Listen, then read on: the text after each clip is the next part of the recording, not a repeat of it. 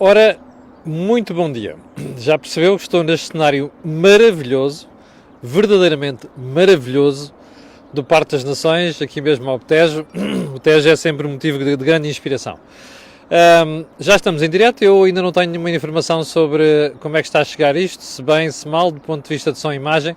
Quero pedir a quem está a ver que me diga alguma coisa. Obrigado, Ricardo Miranda, está tudo bem. É para dizer que estamos em véspera de feriado, 1º de maio. Eu amanhã, como disse já ontem, vou fazer a cor do dinheiro. Como sabe, nós não temos feriados a não ser em momentos muito especiais e, portanto, amanhã lá terá que levar comigo outra vez. Bem, o que é que eu tenho para si hoje? Tive que cortar aqui uma série de coisas na agenda porque tínhamos bastantes assuntos para comentar. Desculpe lá por aqui a mãozinha, mas está aqui uma soleira desgraçada e eu mal consigo ver o ecrã. Primeiro ponto, estamos naturalmente no período de ordem do dia e isto é a edição do dia 30 de Abril do ano da Graça de 2019. Antes da ordem do dia, o Banco de Portugal, imagine, pediu aos bancos para se conterem no custo das transferências bancárias. Bom, há duas ilações que eu tiro daqui. A primeira é que espero que aquela gentinha que costuma andar por aqui e por outros sítios, que está sempre a insultar o Banco de Portugal, retire daqui alguma coisa. Ou seja, bater palmas, porque é o regulador, o supervisor, a dizer aos bancos que estão a cobrar bastante dinheiro pelas transferências e, portanto, que se moderem um bocadinho. A segunda conclusão que eu tiro daqui é que, de facto, quando nós nos queixamos dos bancos, a dizer que cobram uma pipa de massa, seja por comissões, lá chegaremos às comissões, mas pelas transferências bancárias, aí sim a história dos atrasos continua a existir, afinal tem razão. Porque é o próprio supervisor que vem alertar para isto. Agora, terceira componente desta análise. Vamos estar atentos nos próximos tempos para ver se os bancos acatam ou então se ouvem esta sugestão do Banco de Portugal. Cá estaremos para ver. Bom, eu sei que depois vem sempre aquela conversa de os bancos precisam disto, precisam daquilo, porque há sempre uma justificação. Como você sabe, na vida há sempre justificação para tudo. Sobretudo porque há sempre um habilidoso que, do ponto de vista de teoria, consegue explicar estas coisas. Portanto, eu só posso bater palmas a esta admoestação, entre aspas, que o Banco de Portugal está a fazer aos bancos. Bom, segundo ponto. A Presidente da Autoridade da Concorrência disse ontem que a reforma da supervisão, como a concebeu o Governo, põe em causa a independência da Autoridade da Concorrência. Bom, eu não sei se você já reparou, mas o Ministro Mário Centeno está sozinho nesta matéria. Não há ninguém que defenda isto. Aliás, o Ministro Mário Centeno e os seus companhões de ruta, como se dizia aqui há uns anos, no Partido Socialista. Porque, repare, o Governo desenhou uma nova lei, um novo modelo de supervisão para Portugal. E implementou à revelia das opiniões de instituições como o Banco de Portugal, a CMVM, a ANACOM e também, como se vê, a Autoridade da Concorrência. Bom, no caso do Banco de Portugal, como você sabe, há um problema psicológico entre Mário Centeno e o atual governador Carlos Costa. Eu já lhe contei o episódio. Portanto, eu dou de barato à animosidade pessoal, porque o Mário Centeno sentiu-se desautorizado pelo governador. Isto não foi bem assim, como eu já lhe contei, mas Mário Centeno tem um problema psicológico com o governador. Eu aceito isso e, portanto, dou de barato. Agora, o que eu não consigo perceber é como é que não é só o Banco de Portugal. A CMVM já se pronunciou sobre isto, a ANACOM já se pronunciou sobre isto e agora, pelos vistos, também é a Autoridade da Concorrência a dizer que aquilo que o Ministério das Finanças fez e o Governo fizeram põe em causa a independência da Autoridade da Concorrência. Você, desse lado, sobretudo as pessoas que menos percebem destas coisas, porque não são versados em economia, apenas por isso, não é por ignorância, devem estar a pensar assim, bom, mas qual é a relevância disto? Olha, é grande. Porquê? Isto é muito simples. Você tem dois modelos económicos, onde ou o Estado está permanentemente presente e omnipresentemente presente na economia, e, portanto, faz tudo e mais alguma coisa, ou então o Estado abre a economia à sociedade civil. Bem, Mas a partir do momento em que abre a economia, a sociedade civil, há um elemento muito importante. Alguém tem de estar no terreno a verificar se tudo está a ser respeitado do ponto de vista legal. É por isso que nós temos órgãos de regulação. Nós temos a ERS, na energia, temos na saúde, temos na concorrência, que é transversal, temos a ANACOM, telecomunicações, temos CMVM, que é para os mercados de capitais, e temos o Banco de Portugal, que é para o mercado financeiro, basicamente para a banca, essencialmente, embora não exclua isso. Portanto, é muito importante que estes órgãos de regulação consigam desempenhar a sua função. Ora, o que a ADC nos está a dizer, que nós já suspeitávamos, é que aquilo que foi feito pelo Governo não deixa a independência à ADC. Isto é preocupante. Eu só tenho uma resposta para isto. Acho que estes órgãos de regulação e também de supervisão se devem juntar e levar o assunto à Comissão Europeia. No caso da Autoridade da Concorrência, porque existe uma direção-geral poderosíssima na Comissão Europeia que regula estas questões, e no caso do Banco de Portugal, o nome da instituição chama-se Banco Central Europeu. Pode ser que esta maltinha aqui tenha a mania que é, neste aspecto, o pior que o socialismo tem, que é tentar coartar tudo e mais alguma coisa em matéria de independência, que é l'état c'est moi, como dizia o rei, o francês, e portanto, o Luís XIV, e portanto, aqui só vejo uma solução, que é queixar-se junto da Comissão Europeia. Bom, terceiro ponto, sindicância do Ministério da Saúde à Ordem dos Enfermeiros. Eu já tinha falado aqui na semana passada a dizer que era uma perseguição autêntica do Ministério à Ordem dos Enfermeiros. Perdi completamente essa dúvida, mas eu era para ter falado isto ontem e vou falar hoje. Eu recebi no fim de semana manifestações de desagrado por pessoas do Governo e outras próximas do Governo, porque eu avancei aqui esta análise, que é, isto é uma perseguição à Ordem dos Enfermeiros. Gente muito indignada com o assunto. Bem, eu acho que esta malta não se enxerga, não é? A começar pelo membro do Governo que falou comigo e a terminar noutras pessoas do Partido Socialista. Concretamente duas. E porquê é que não se enxerga? Porque é óbvio, até pela forma como isto foi conduzido, que a Ministra da Saúde está piurça com a Ana Rita Cavaco e com a Ordem dos Enfermeiros. Eu volto a dizer aquilo que tenho dito aqui há vários meses. Fui o primeiro analista a dizer isto. Desculpem lá a expressão, puxar pelos galões. Eu fui o primeiro a lembrar aqui, quando a Sra. Ministra começou a desvairar, que não me lembro de nenhum Ministro da Saúde, nem esta senhora, se pôr contra a Ordem dos Médicos, quando a Ordem dos Médicos apoiou as greves que os sindicatos tinham convocado. Portanto, é óbvio que ela está fula com a Ordem dos Enfermeiros, porque a Ordem dos Enfermeiros, e não só, a comunidade da saúde em Portugal, está-lhe a dar uns pontapés violentos no rabo da senhora Ministra, porque chegou lá Espineta, armada em boa e armada em idiota, e só tem feito disparates. O último disparate que ela fez, que já percebemos está lixada com isso, perdoem-me a expressão, é o facto de ter sido comida violentamente na história da Lei das Bases da Saúde. E o assunto ainda não acabou, como iremos analisar isto amanhã. Bom, e portanto aqui a questão é esta. A senhora ordenou esta sindicância porque está chateada e incomodada com a posição que a Ordem tomou. E vocês... Posso dizer isto aqui com à vontade. Eu estou convencido que esta guerra entre enfermeiros e o Governo não vai ficar por aqui, e ainda bem que não vai ficar por aqui, como nós vamos ver a seguir, porque o Governo faz um alarde incrível de certas coisas e esquece daquilo que é óbvio, que é uma classe que anda a ser alvo de injustiças há mais de 20 anos. Bom, quarto ponto. O aumento da taxa de natalidade em 2018. Isto foi notícia na semana passada e eu fiquei espantadíssimo quando olhei para aqueles números. 1000 pessoas em direto. Obrigado pelo seu apoio. E a primeira pergunta que perguntei foi assim, mas espera aí, de repente os portugueses passaram a trabalhar mais do ponto de vista da reprodução? O que é que aconteceu? Como é que isto acontece de um ano para o outro? Bom, afinal, nós vamos olhar para os números. Aliás, eu acho que a análise está muito bem feita no público hoje. E sabe qual é a conclusão que se tira?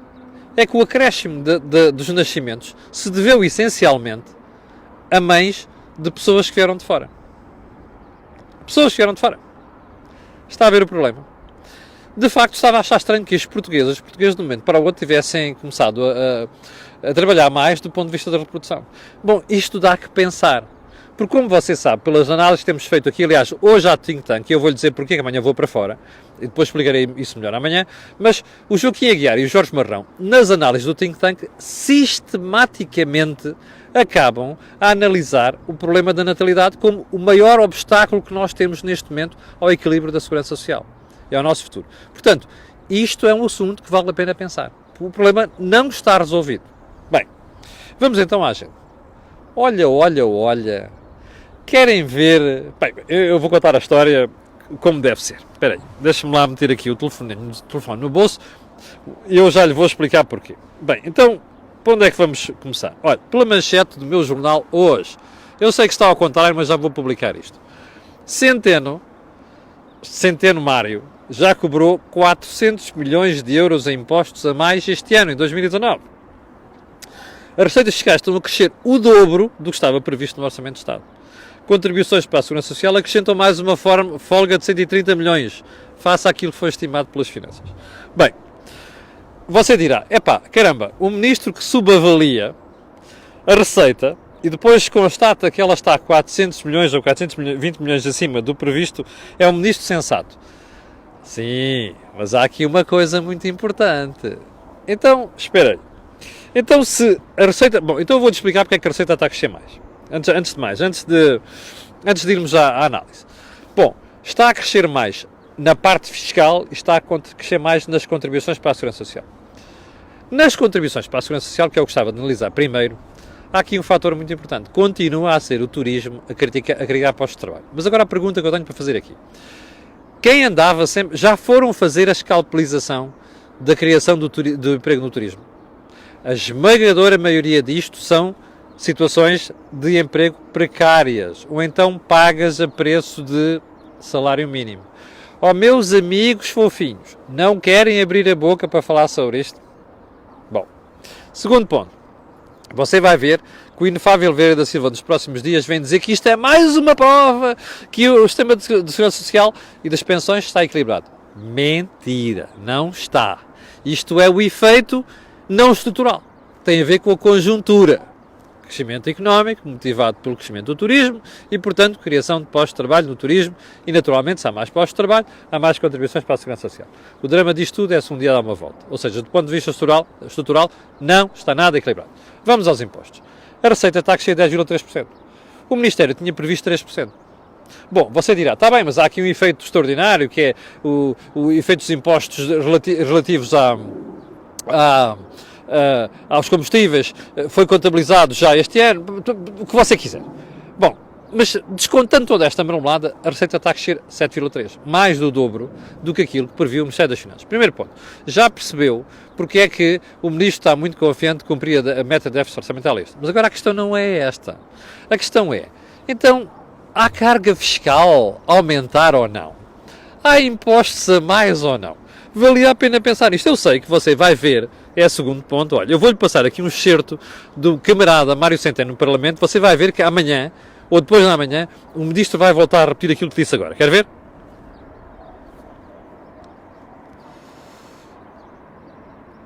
Olha, não consigo. Olha, vamos lá ver se passa agora.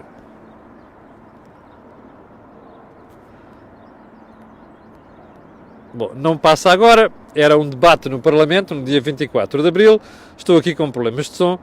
No dia 24 de Abril, no Parlamento, o camarada Mário Centeno virou-se e, para justificar o elevado nível da carga fiscal, eu vou pôr o vídeo daqui a bocadinho online, virou-se e disse, não, isto ainda é consequência das medidas tomadas pelo governo anterior.